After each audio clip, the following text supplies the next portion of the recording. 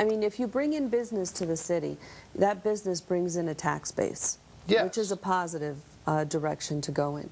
And we used to pay for your correct, to pay for our proposals and our bicycle policemen and increased traffic control and affordable housing. Correct. And you have to bring in more business into Danbury, which is something that we really haven't done. A lot of the businesses that were brought in here previously are here now, and they're expanding some of them. As an example is Mankind.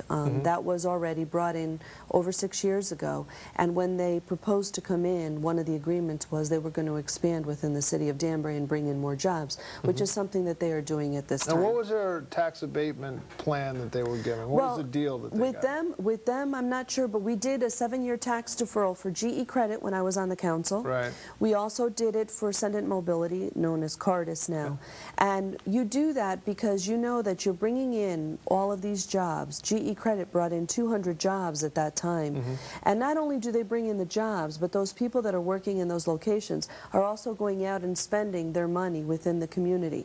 And they have a lot of people that travel.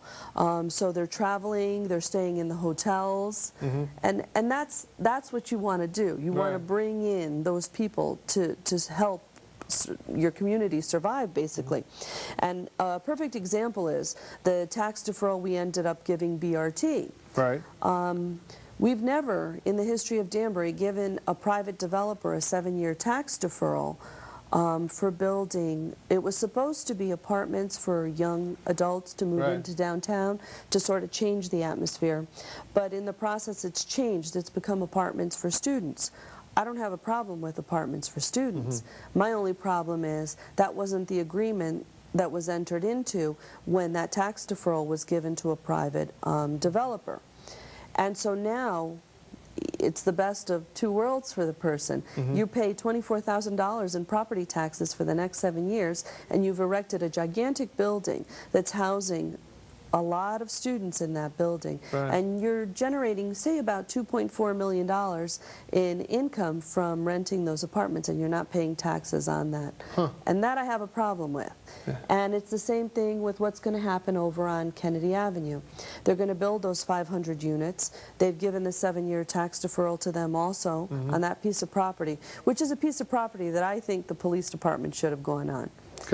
Because it's a much more convenient area, and it's safer for the police officers to leave their main location if they're on call.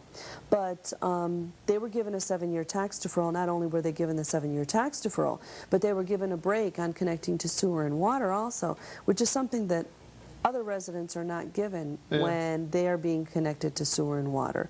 So I'm not sure what the benefit was of that, or even how many of those apartments are going to be rented, because right now there are a ton load of empty homes in Danbury or houses for sale.